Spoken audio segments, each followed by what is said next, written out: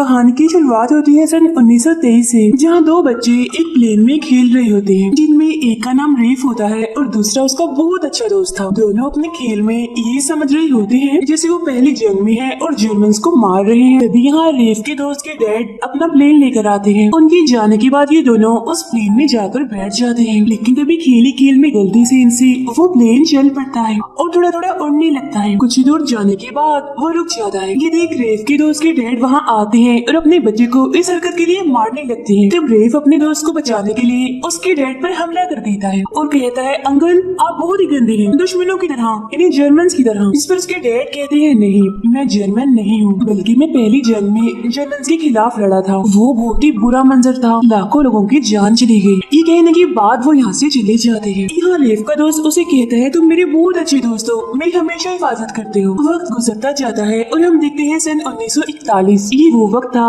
जब दूसरी जंग शुरू हुई थी। जर्मन ने यूरोप पर हमला कर दिया था, लेकिन अमेरिका अभी भी इस जंग में शामिल नहीं हुआ था। रेफ और उसका दोस्त अब बड़े हो चुके हैं, वो एयरफोर्स में पायलट हैं। रेफ को उनका मेजर बुलाता है और बताता है, ब्रिटिश ने तुम्हें एयरफोर्स में जंग में शामिल करने के लिए चुन लिया है। अब ये तुम्हारी मर्जी है, अगर तुम जाना चाहते हो तो जा सकते हो, लेकिन मुझे इतना पता है कि आज नहीं तो कल हमें भी इस जंग में उतरना पड़ेगा, जिसके लिए मुझे बहुत सारे पायलट की जरूरत होगी और ये मेरा फर्ज है। अगर मैं चाहूँ तो तुम्हें रोक सकता हूँ, लेकिन मैंने ये तुम पर छोड़ दिया है, तुम चाहो तो जा सकते हो। जिस पर रेफ बोलता है, सर अगर आप मेरी जगह होते तो क्या करते? मेजर कहते हैं, अगर मैं होता तो मैं तो जाता ब्रिटेन के लिए। और अब रेफ भी जाने की तैयारियां करने लगता है। असल में जर्मन के लीडर ने लगातार यूरोप पर हमला करके उसे कमजोर कर दिया था। वो यूरोप पर हावी हो गया होता है, इसीलिए ब्रिटिश अमेरिका के पायलट्स की मदद चाहते हैं। अब जब रेफ के दोस्त को पता चलता है कि वो ब्रिटेन के लिए जंग में लड़ने जा रहा है तो उसे बहुत दुख होता है, क्योंकि वो जानता है कि उस जंग में जाना किसी खतरे से खाली नहीं है। तब उसे नाराज देखकर रेफ कहता है, मैं बहुत जल्द 25 का हो जाऊंगा और तब ये लोग मुझे बस फ्लाइट का टीचर ही बनाकर रख देंगे, लेकिन मैं एक फौजी बनना चाहता हूँ, एयरफोर्स के लिए लड़ना चाहता हूँ। इसीलिए मेरे दोस्त समझने की कोशिश करो, मुझे जाना ही होगा। जिसके बाद रेफ मेडिकल टेस्ट के लिए जाता है, जो जंग में जाने से पहले होता है, जिसमें पूरे जिस्म को चेक किया जाता है, ये देखने के लिए कि कहीं कोई मसला तो नहीं। एक भी नजर पे चेक की जाती है और इसी तरह के अलग अलग चेकअप। अब रेफ को एक ऐसा मसला था जिसमें उसे पढ़ने में मसला होता था, और जब उसकी बारी आती है नजर चेक करवाने की तो वहाँ एक नर्स बैठी होती है जिसका नाम एवलिन होता है। वो समझ जाती है कि इसे पढ़ने में मसला है। वो बताती है कि हमें बहुत तेज नजर की जरूरत है, लेकिन तुम्हें ये मसला है इसलिए मैं तुम्हें पास नहीं कर सकती। रेफ बोलता है, मुझे सिर्फ पढ़ने में मसला है, उसके अलावा मेरी नजर इतनी तेज है कि तेज भागते हुए खरगोश पर भी निशाना लगा सकता हूँ। अब उसका जुनून और शौक देखकर वो उसे मेडिकल टेस्ट में पास कर देती है। अब रेफ पहली नजर में एवलिन को पसंद करने लगा था, वो इस बारे में उसे बता ही देता है, जिसके बाद दोनों ही दूसरे को पसंद करने लगते हैं और एक साथ बहुत सा वक्त गुजारते हैं। यहाँ रेफ उसे बता देता है कि कल मैं जंग पर जा रहा हूँ और मैं लड़ूंगा ब्रिटेन की तरफ से। ये सुनकर एवलिन काफी हैरान हो जाती है, क्योंकि अब से पहले उसे नहीं पता था कि वो जंग पर जाने वाला है। एवलिन कहती है, वो तुम्हें कैसे जबरदस्ती जंग पर अपने साथ ले जा सकते हैं? जिस पर रेफ कहता है, मुझे कोई जबरदस्ती नहीं ले जा रहा, मैं अपनी मर्जी से जा रहा हूँ। अगर मैं चाहता तो रुक जाता, मगर मैं जाना चाहता हूँ। मैं अपनी पूरी जिंदगी में इस वक्त का बेसब्री से इंतजार कर रहा था। मैं लड़ना चाहता हूँ, मेरी ख्वाहिश एक फौजी बनने की है। जिसके बाद वो जंग पर चला जाता है। अब अमेरिका के प्रेसिडेंट कहते हैं, आखिर कब तक हम ये ड्रामा करते रहे, झूठ बोलते रहे कि दूसरी जंग नहीं हो रही, जबकि वो तो शुरू भी हो चुकी है। मैं चाहता हूँ कि हम इस जंग में हिस्सा लें और अपने पड़ोसी मुल्कों की मदद करें, लेकिन उनकी इस बात पर बागड़ी राजी नहीं होती। वो लोग उनसे कहते हैं, दुश्मन जंग का सामान बना रहा है, जैसे टैंक्स और बॉम्ब्स, और हम क्या बना रहे हैं, फ्रिज। हमारे पास तो फिलहाल कोई भी तैयारी नहीं है जंग की, इसीलिए हम जाकर भी जंग में ना तो शामिल हो सकते हैं और ना पड़ोसी मुल्कों का साथ दे सकते हैं। उधर जापान अमेरिका से परेशान होता है, क्योंकि अमेरिका ने इन्हें तेल देना बंद कर दिया है। जापान को तेल की जरूरत है, क्योंकि इनके पास सिर्फ इतना ही तेल है जो ये सिर्फ 18 महीनों तक इस्तेमाल कर सकते हैं। जापान का लीडर कहता है, वो वक्त आ गया है, हमें अमेरिका पर हमला करना होगा और ये हमला हम अचानक करेंगे। हम उनकी नेवी पर हमला करके उनके जहाजों के ग्रुप को उड़ा देंगे और उस पूरी जगह जिसका नाम पर्ल हार्बर है उसे तबाह कर देंगे। उधर जंग में रेफ अपना प्लेन उड़ा रहा होता है, बहुत सारे दुश्मनों के जहाजों को वो मार भी गिराता है और साथ ही साथ एवलिन को खत भी लिखता रहता है। अब दोनों दूर होते हैं, इसीलिए उन्हें एक दूसरे से बहुत प्यार हो जाता है। रेफ उसे ये भी बताता है कि यहाँ हर कदम पर खतरा है। परसों जिन दो पायलट्स के साथ मैंने खाना खाया था, आज वे इस दुनिया में नहीं रहे, शहीद हो गए हैं और अब खतरा रेफ के सर पर भी मंडराने लगता है। वो जब जंग के लिए जाता है तो दुश्मन उसके प्लेन पर भी बहुत सारी गोलियां मारते हैं, जिससे उसके प्लेन में आग लग जाती है, वो तबाह होने लगता है। तबाह होने के बाद प्लेन समंदर में जाके गिरता है और कहीं खो जाता है, जिसे सब ये मान लेते हैं कि रेफ मर चुका है। एवलिन को ये खबर देने के लिए रेफ का दोस्त जाता है, क्योंकि जाने से पहले रेफ ने अपने दोस्त को ये कहा था कि अगर मुझे कुछ हो जाए तो ये खबर जाकर तुम एवलिन को देना, ताकि उस मुश्किल वक्त में उसका दोस्त उसे संभाल ले और सहारा दे। उसकी मौत की खबर सुनकर एवलिन काफी टूट जाती है और दुखी होते हुए रोने लगती है, लेकिन वक्त के साथ साथ वो उसकी यादों को मिटाने लगती है, क्योंकि उसके दोस्तों ने उसे कहा था कि सब कुछ भुलाकर तुम्हें आगे बढ़ना चाहिए। साथ ही साथ रेफ का दोस्त भी उसे पसंद करता है, वो उसकी जिंदगी में आना चाहता है, और क्योंकि एवलिन को भी आगे बढ़ना था इसलिए दोनों एक दूसरे के काफी करीब हो जाते हैं और आखिरकार एक दूसरे को पसंद करने लगते हैं। उधर जापान पर्ल हार्बर यानी अमेरिका पर हमला करने की पूरी तैयारी कर रहा होता है। वो पर्ल हार्बर की सारी डिटेल्स, यहाँ तक की तस्वीरें भी अपने पास इकट्ठा कर लेता है, जिससे उन्हें पता चल जाता है कि पानी में कौन सा जहाज कहाँ है। और अमेरिका का ध्यान भटकाने और उन्हें गुमराह करने के लिए वो उल्टे उल्टे मैसेजेस भी भेजता है। अब अमेरिकन मीटिंग में थे और उन्हें कहीं न कहीं इस बात का तो पता था कि जापान कुछ न कुछ तो कर रहा है, लेकिन उन्हें ये अंदाजा नहीं होता कि वो पर्ल हार्बर पर हमला करने की तैयारी भी कर चुके हैं। फिर एक रात अचानक से एवलिन के सामने रेफ आ जाता है। जी हाँ, बिल्कुल रेफ, क्योंकि वो मरा नहीं था, अभी भी जिंदा था। उसे देख एवलिन काफी हैरान और जज्बाती हो जाती है। वो उसे कहती है, मुझे लगा कि तुम मर चुके हो, क्योंकि मुझे ऐसी ही खबर मिली थी। रेफ कहता है, हाँ बिल्कुल, क्योंकि मेरा जहाज पानी में गिर गया था,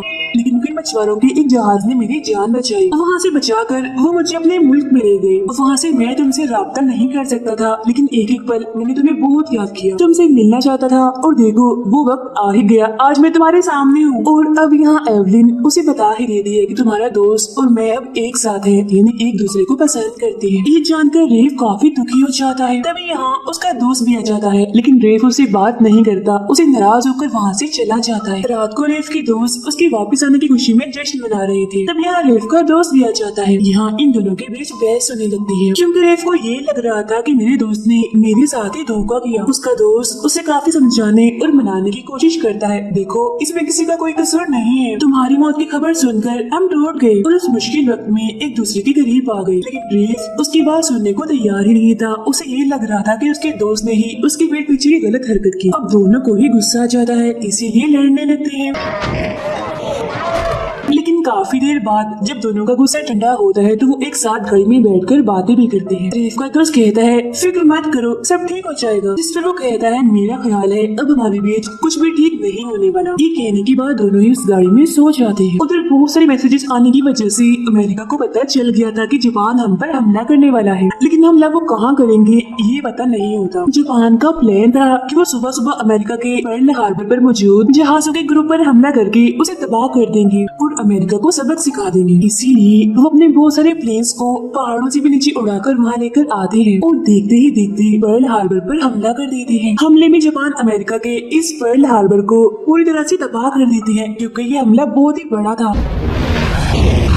सारी सूरत हाल को देखते हुए रेफ और उसका दोस्त अपने प्लेन तक आ जाते हैं। रेफ अपने दोस्त को कहता है, लड़ने के लिए मुझे एक अच्छे साथी की जरूरत है, तो मेरा साथ देना, मेरे साथ लड़ना, ओके। इसके बाद वो अपनी टीम के साथ मिलकर जापान के जहाजों पर हमला करने लगते हैं। लेकिन यहाँ पर जापान के टोटल 350 प्लेन थे, इसीलिए वो इन पर भारी पड़ रहे थे। और अब जापान के प्लेन्स रेफ के प्लेन का पीछा करने लगते हैं, लेकिन ये अपनी टीम के साथ मिलकर जापान के 29 प्लेन को मारकर गिरा देते हैं। अब इससे जापान को इतना फर्क नहीं पड़ता, लेकिन अमेरिका को बहुत पड़ता है, क्योंकि उनकी काफी तबाही हुई थी, बहुत सारे लोग मारे गए थे, इसीलिए सब सदमे में होते हैं। अब अमेरिका के प्रेसिडेंट अपने लोगों से बात करते हैं कि इतने वक्त से हम ये दिखलावा करते रहे कि जापान के साथ हमारे अच्छे ताल्लुक है, लेकिन ऐसा कुछ नहीं है, अंदर ही अंदर दुश्मनी चल रही थी। इसीलिए वो वक्त आ गया है जब हम भी दूसरी जंग में उतरेंगे और मैं जापान के खिलाफ जंग का ऐलान करता हूँ। अब रेफ और उसके दोस्त को कर्नल का एक खुफिया मिशन जो जापान के खिलाफ था उसके लिए भेजा जा रहा था, लेकिन वहाँ जाने से पहले एवलिन रेफ के पास आती है और उसे बताती है, मैंने और तुम्हारे दोस्त ने शादी कर ली है और मैं माँ बनने वाली हूँ, मगर मैंने ये बात अभी तक उसे नहीं बताई। मैंने तुम्हारे साथ रहने का सोचा था, लेकिन देखो सब कुछ बदल गया। अब सारी सूरत हाल को देखते हुए रेफ उन दोनों को माफ कर देता है और अपने दोस्त को कहता है, तुम जंग पर मत जाओ, क्योंकि एवलिन एक बार पहले भी अपना प्यार खो चुकी है और मैं नहीं चाहता कि उसके साथ दोबारा ऐसा हो, क्योंकि रेफ जानता है कि वो जिस मिशन पर जा रहे हैं वहाँ से वापस आना नामुमकिन है।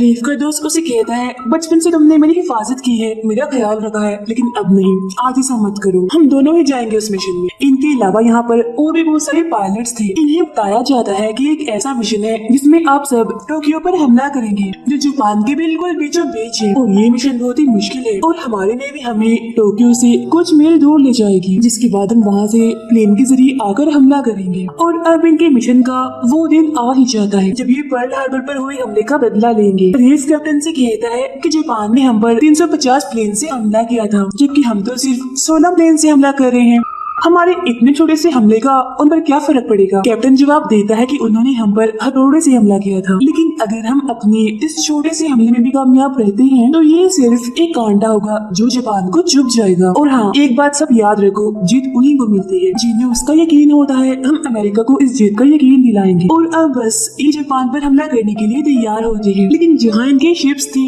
यानी जहाँ से इन्हें अपने प्लेन्स लेकर उड़ना था, वहाँ जापान के बहुत सारे शिप्स आ जाती है। और अब अगर ये यहाँ से उड़े तो ये जापान पर तो हमला कर देंगे, लेकिन उससे आगे चाइना तक नहीं पहुँच पाएंगे फ्यूल की वजह से। असल में इनका इरादा कुछ यूँ होता है कि प्लेन से जापान पर हमला करके चाइना में उतर जाएंगे, लेकिन अगर ये इस जगह से उड़ेंगे तो चाइना तक पहुँचते पहुँचते इनका फ्यूल खत्म हो जाएगा। मगर इसके अलावा इनके पास और कोई रास्ता भी नहीं होता, और आखिरकार ये लोग अपने 16 की 16 प्लेन्स लेकर उड़ जाते हैं और जापान पहुँचते हैं। वहाँ पहुँचते ही अपने प्लान के मुताबिक जापान के शहर टोक्यो पर बमबारी करना शुरू कर देते हैं, और इस तरह से ये अपने प्लान में कामयाब हो जाते हैं। लेकिन अब चाइना तक पहुंचना इनके लिए नामुमकिन था। समंदर के ऊपर से इनके प्लेन उड़ना शुरू हो जाते हैं, और जिस बात का इनको डर था वही होता है, यानी इनका पेट्रोल खत्म हो रहा है। लेकिन तभी इन्हें जमीन दिखती है और जैसे तैसे ये उस जगह उतरते हैं, लेकिन रेफ और उसके दोस्त का प्लेन उतरते उतरते ही तबाह हो जाता है, और यहाँ इन्हें बहुत सारे जैपनीज का सामना करना पड़ता है। वो लोग रेफ के दोस्त को पकड़कर अपने साथ ले जा रहे होते हैं। यहाँ इनके बीच गोलियों की बारिश हो रही होती है। हालांकि ये बहुत सारे जैपनीज को मार गिराते हैं, लेकिन इसी बीच गोली लगने की वजह से